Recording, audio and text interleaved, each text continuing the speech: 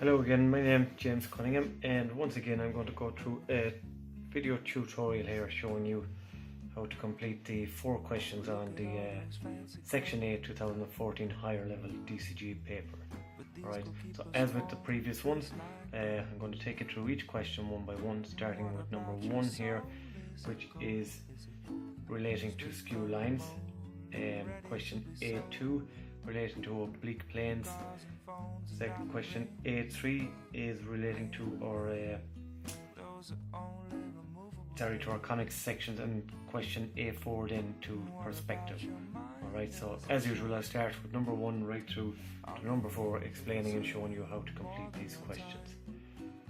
So question A1, the drawing shows the projections of a set of soccer goal posts. The ball is positioned at P for 2 penalty kicks during a World Cup. So you see P here on the in view and you see P here on your plan. The ball travels in a straight line and hits the net each time. So basically if it hits the net each time, we know that it hits the back of the net here, for example, on your in view each time. Okay, so that again is a key piece of information there. Part A, the line PS, so this one here, PS, shows the start of a flight path of the ball for the first penalty kick. Okay, so the flight path is along this line PS. The ball crosses the goal line at a height that is halfway between the ground and the crossbar. So basically it's crossing the goal line here at a height which is halfway up between the ground and the crossbar. So basically what it wants us to do there is to draw the projections of the full flight path, and again you'd want to show that really in all 3 views. Alright.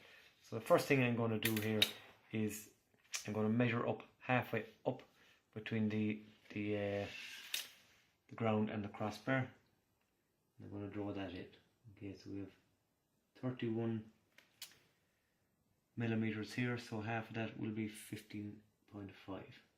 Okay, so I'm just going to draw that in right across the page to represent the halfway mark for that. Okay. So draw it in, and actually use these in colours, different colours for both penalties as such. Okay, so to extend on the line PS, we're told that the ball crosses the line at a height which is halfway up. So if you extend this line on here, where the ball is kicked, okay, it's crossing the line just here, so I'm just going to, again, I'll extend that on because we're told it hits the back of the net. So to extend that on, that's in that scenario where it's going to hit the back of the net. Alright, so where it crosses the line here, we're told the line PS crosses the goal line at this point, as you can see, and it crosses it at a height which is halfway up between the goal line and the crossbar here. Okay, and in our view, that's the point here that it actually crosses the line. Okay, so just to point that out. Alright, what I'm going to do now is going to locate that in our other views. So we know here is the height that the ball crosses the line, so that means over here on your end view, this is the height the ball crosses the line. So if it's kicked from point P, I'm just going to draw that line in there. From point P is kicked and is crossing the line halfway up on the height, so that again we're told it hits the back of the net. Alright, so I'm going to draw that line in there where it crosses through and hits the back of the net there. So that's the ball being kicked, crosses the line halfway up and hits the back of the net, as I say. That in the in view is the path of the ball.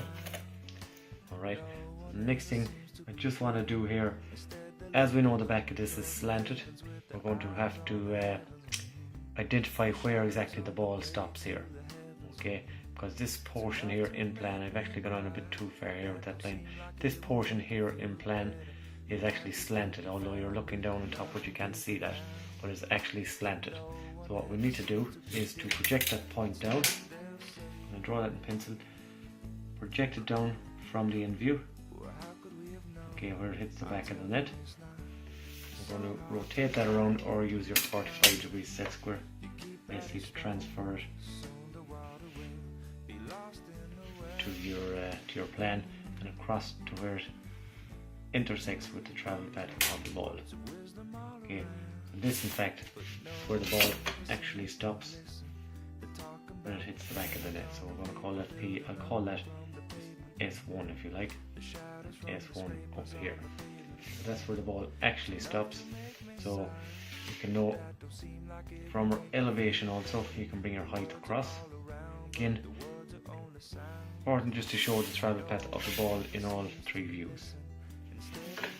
Okay, and again where it hits here, where it stops, just project that up, and again that's the ball hitting the back of the net in your elevation view. So I just call it S1 to represent the ball. Okay, similarly the line PT, okay, similarly the line PT, which makes an angle of 15 degrees to the ground, shows the flight path of the ball for the second penalty kick. So we have a point here PT, which represents the projection of the ball for the second penalty kick. So you're asked here to draw the full projections, draw the projections of the full flight path of the ball again. So first bit of information we're given there is that the ball makes an angle of 15 degrees to the horizontal line. So I'm just going to mark from point P on the in view, because the in view is a view where we're actually going to work on, first of all, is making an angle of 15 degrees. Just going to draw that in there. So I'm going to draw this in a light blue color just to represent the second part of that question. Okay, so we're told that's at 15 degrees to the ground. Alright, I'm going to extend that line on here, the point PT. I'm going to extend that on. We're told that hits the back of the net basically. So we can see there it's hitting the back of the net on the vertical surface. Okay, so I'm going to project that there. Now we know that hit the back of the net here. We project it up vertically to the elevation because we know the position of it when it hits the net. Project that up vertically, and we know the height here where it hits the back of the net in this situation. Okay, so the height here, bring that across, and this is going to be your point where the ball hits the back of the net in that second part. Okay.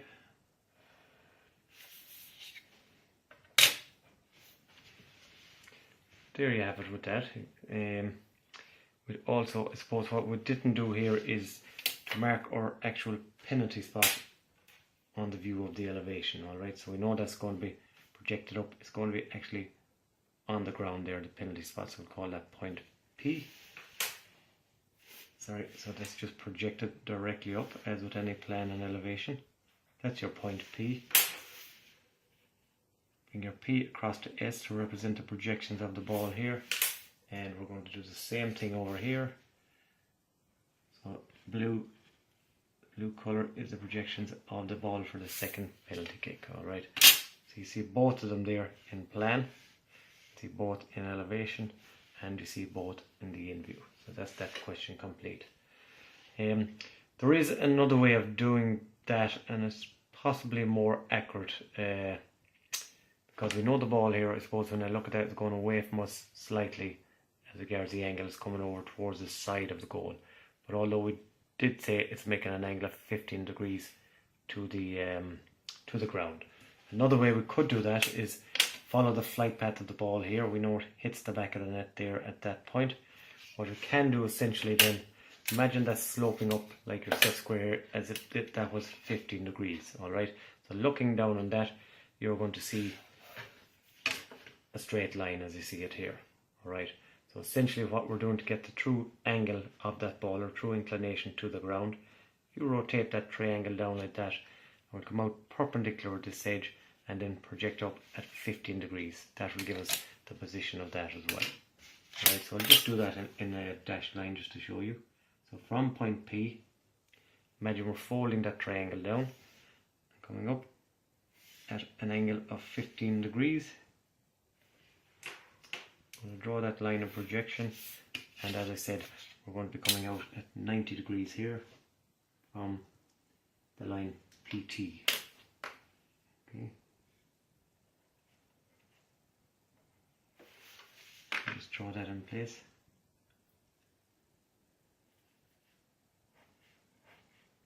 And what that's going to give us then is a height of the ball when it hits the back of the net. So if you measure the height of that, just measuring here is 16 millimeters.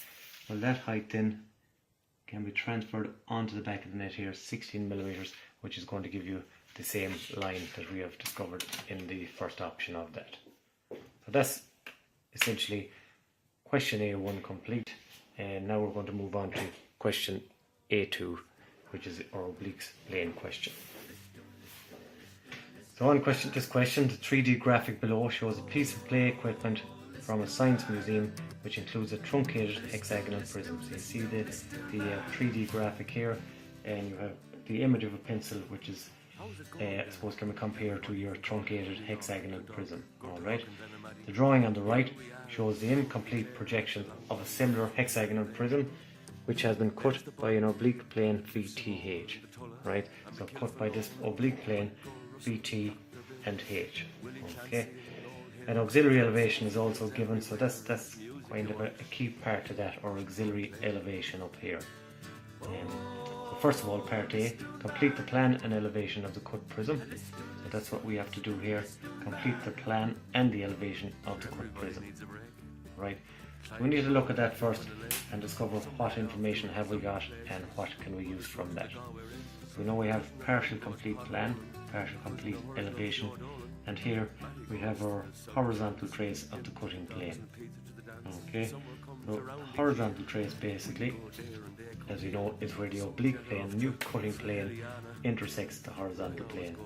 And that's the line which is called the horizontal trace.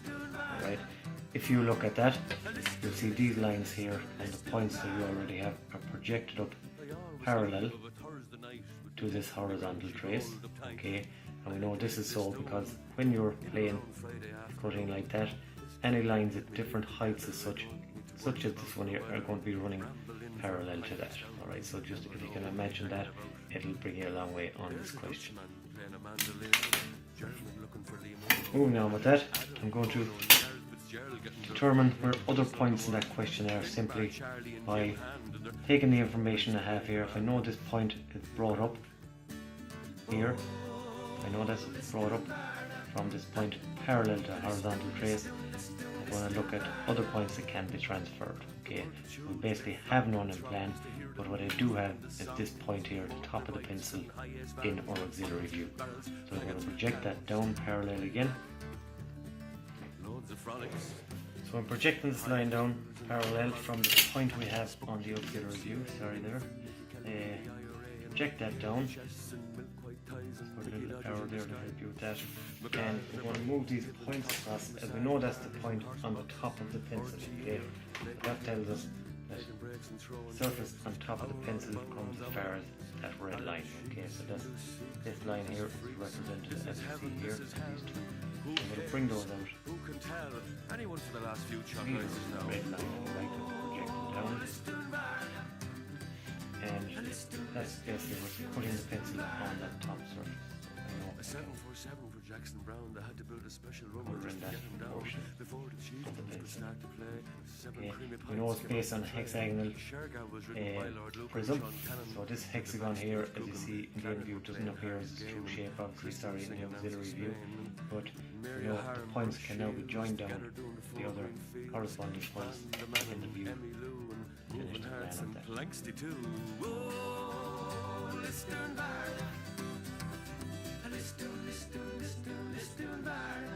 Right, so that's basically showing our cut surface in total.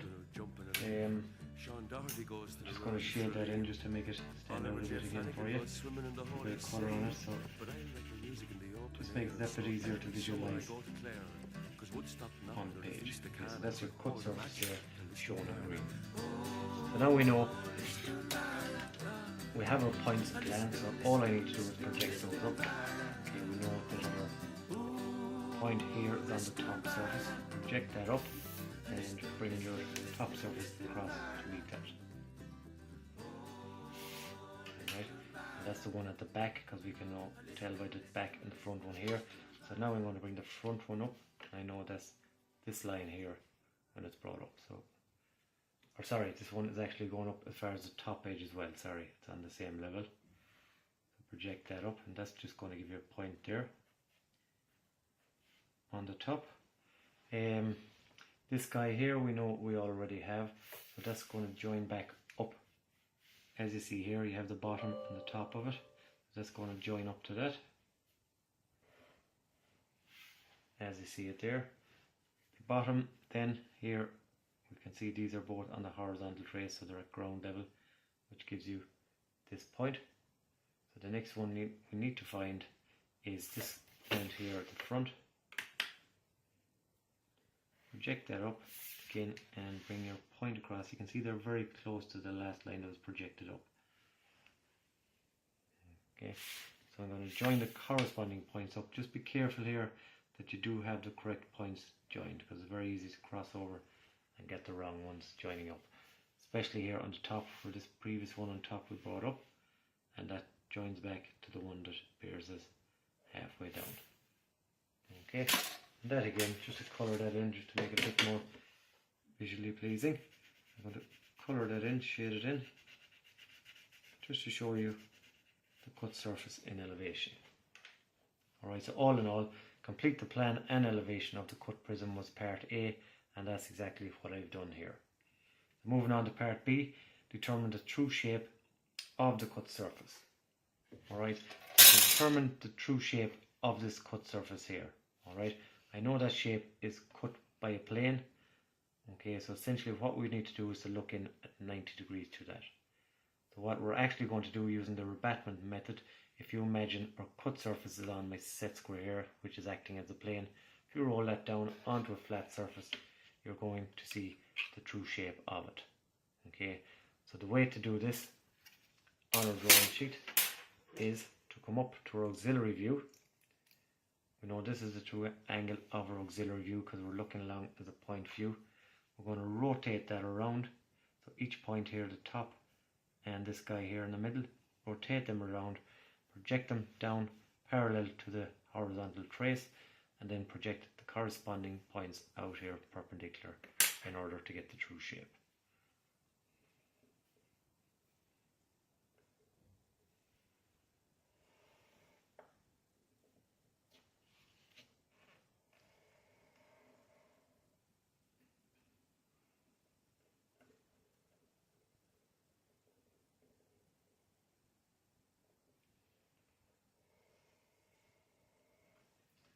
You can see I'm just kind of doing both of them at the one time while I have the compass in my hand.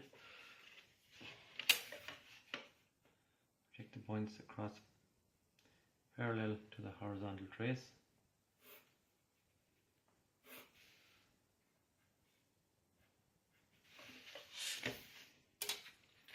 Then each point here I'm going to project across. Again, perpendicular to that, we'll bring them perpendicular to the horizontal trace. I'm going to pick my back point here first of all. This guy is obviously going to be on the HT because that's our hinge line as such. I'm going to project this point here, which is this one here in our auxiliary, brought around. So where that comes around to here, give me the back point. I'm going to do the same one, if you like, over on the other end, just while we're on that, to give you that point. This guy, the top surface in the front, projected down out to here because we have it here, top surface, rotate it around where the corresponding points intersect, and the top one on the back edge. Okay, so they're giving you all your points on that surface, and now all you've got to do is join them up and shade them in if you want.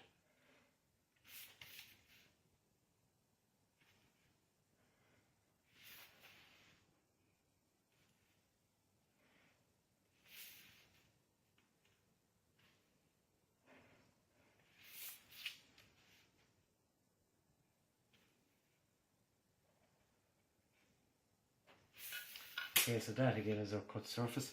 Just going to shade that in. and we're now looking at the true shape of it there. Obviously it doesn't look like the shape of a hexagon because it is cut by an oblique plane, which in turn is giving us the true shape of that surface.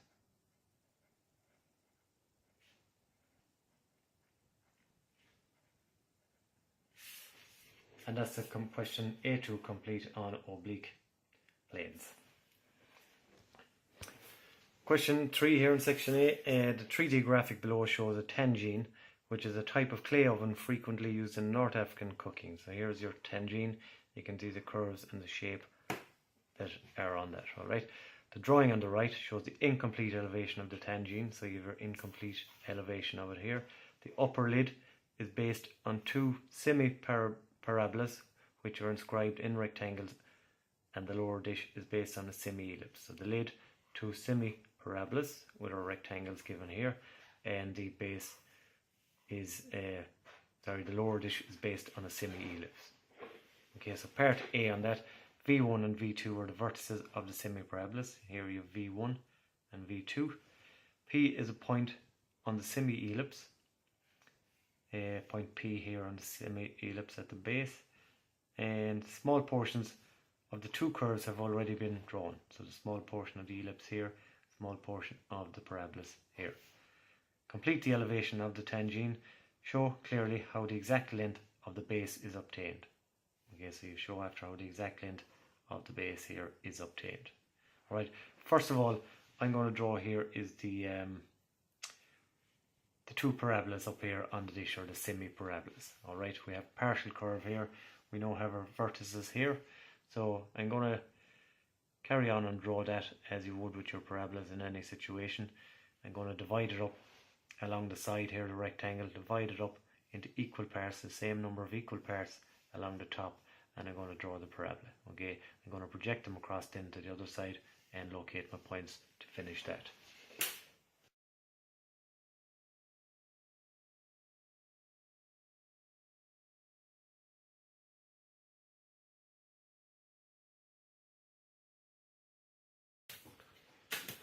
Okay, so here I have my semi-parabolas done on both sides. So I projected, divided equal sides as I said, and projected them back to the vertex and brought these ones across horizontally. Okay, and then measured from either side here of the central axis and brought them across to the same heights here for the parabola on the other side.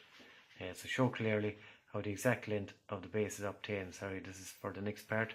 Need to complete the semi-ellipse now at the bottom, and I want to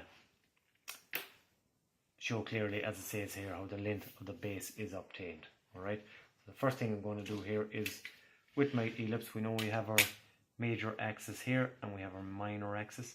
So I suppose the handiest way to do that is to divide up the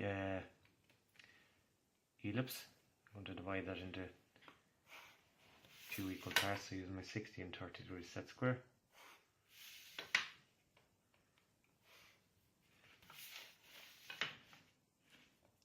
Right, and you see one point here is already complete. Okay, so you have point P on there. So just a little tip on this, as you notice, often you see here you drop or raise up your point and bring it across from the minor circle as well. So just a little tip, when you are bringing your points where these intervals intersect the major circle, you're bringing that point up parallel, if you like, to the minor axis, so up vertically in this case. So I'm going to do two at a time here. I'm doing the one on that side and the same over here. Alright, then where the same point is hitting the minor circle, you're going to bring that out parallel to the major axis, and that's going to give your point on the ellipse. So this one, as you can see, is already on it because it's partially drawn. I'm going to do the other ones.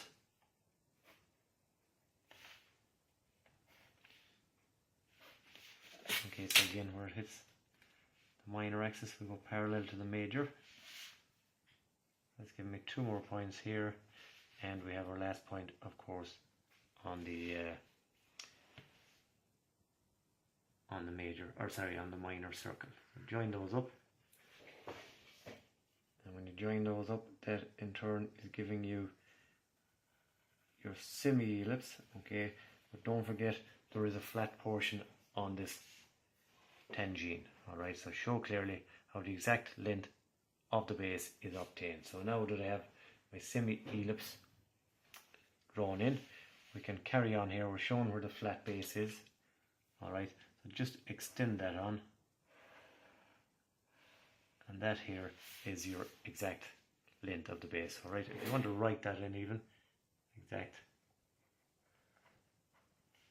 length, just to identify exactly where that is. Alright, and you know it's from this point to here. So I'm going to draw in the semi-ellipse where it starts from the base.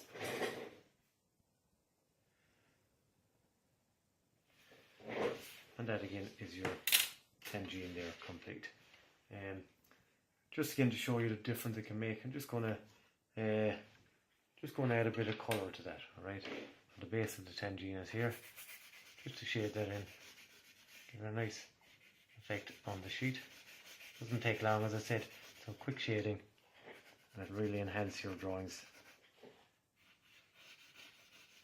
and have them looking well. Alright, so again the colour doesn't matter necessarily, it's just to make them look that bit better. Don't necessarily have to do this, but I like to add a bit of shading to the sheets because it does look better when complete. Okay, a quick bit of shading and move on with your question. Part B of this question, draw a tangent curve at point P.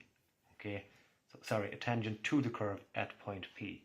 Alright, so we have point P here, and to draw a tangent to that, we know we need our focus points.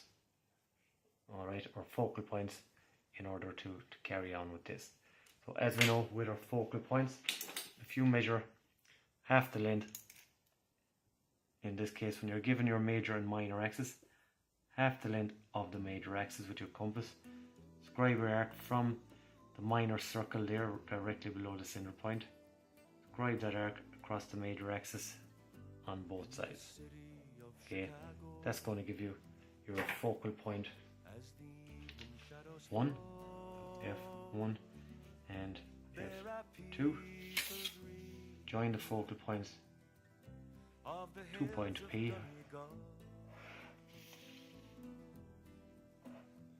Okay, we know if we bisect the angle between those two lines, that's going to give us our normal. So we know our normal, of course, is always perpendicular to our tangent. Okay, I'm going to draw my normal in there. Draw that in different colour just for visual purposes. That's our normal. Okay, and of course we know with our normal that the sorry, just looking for my other set square. When we have the normal, we know that the tangent line is perpendicular to that, so you can go from point P tangential to that. Now I'm just after noticing here that instead of joining them back to point P here, I actually joined them back here. Okay, so technically I'm wrong with the question, but you could mark that in saying that you have your point P down here. Okay, it's the same principles if point P was here, here or anywhere else on the ellipse, as long as it's on that edge and you're working off that point, the procedure is correct. Okay, so your tangent and normal are perpendicular to each other.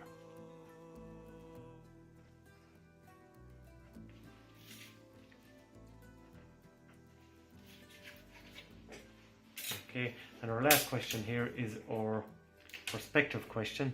You see here question A4. The drawing on the right shows a partially completed perspective projection of a tennis court. Okay, so you have your plan of your tennis court here, and we're going to draw the perspective view.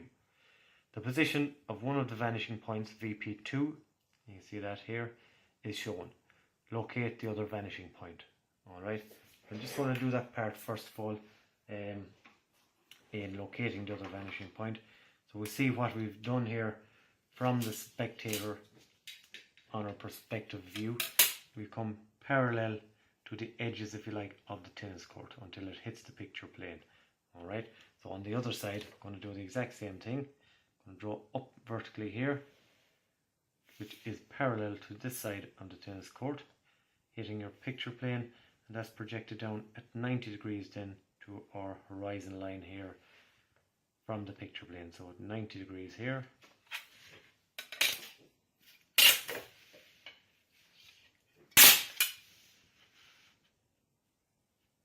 90 degrees to that picture plane, project it down, and that's going to give us our vanishing point 1. So VP 1, which is over the other side. Okay, next thing I'm going to move on to is part B, which is basically to complete the perspective projection of the tennis court and the net. Alright, we know here we have our 2 endpoints on the partially complete perspective drawing. Okay, so now I can join them back to my other vanishing point. So I'll join that back here, and I'll join this one back to the vanishing point 1 as well.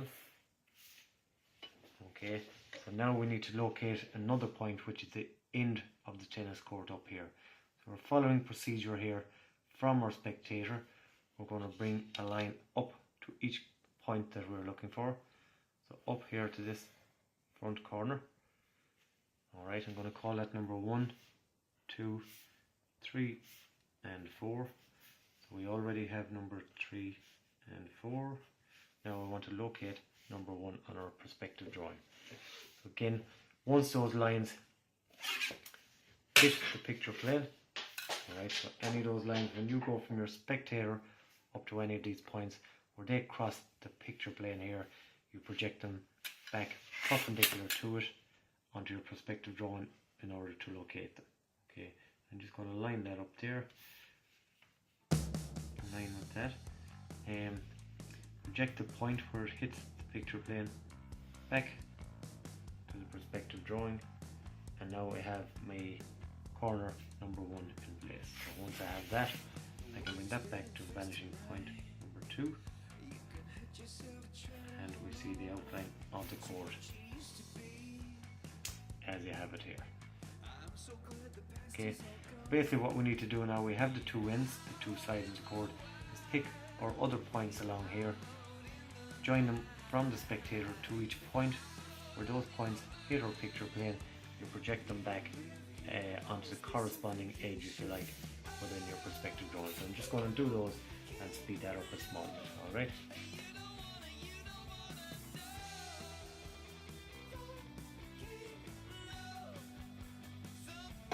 So after projecting all those points back, we see we have the full perspective drawing, if you like, of the tennis court as we were at in part B. Right, so we project our points from the spectator up to each point that we're looking for. Where those lines cross the picture plane, you project them down perpendicular to the picture plane onto the corresponding side of your tennis court or corresponding line, and join up the relevant points. Okay. Part C, which is the last part of the overall section A of the question, of the paper, sorry, is to determine the true height of the net. So you need to determine the true height of that net in the perspective drawing. Okay. The way we do that in this is we have our vanishing point number 2 here. Okay. The vanishing point number 2, you see it's coming through the net.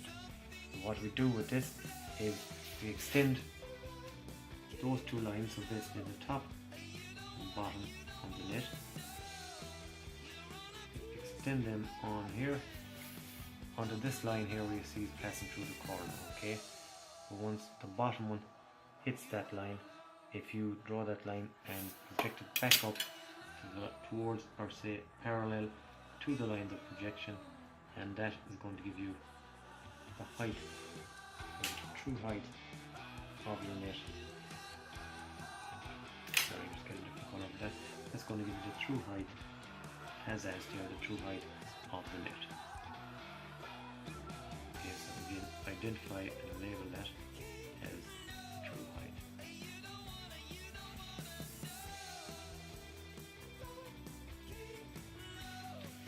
All in all, that's the question done. Section A complete, although you only have to do 3. We have 4 now complete on that paper, and that's it. Hopefully you found this helpful. So for those YouTube followers, please give it a thumbs up and a like if you found this helpful.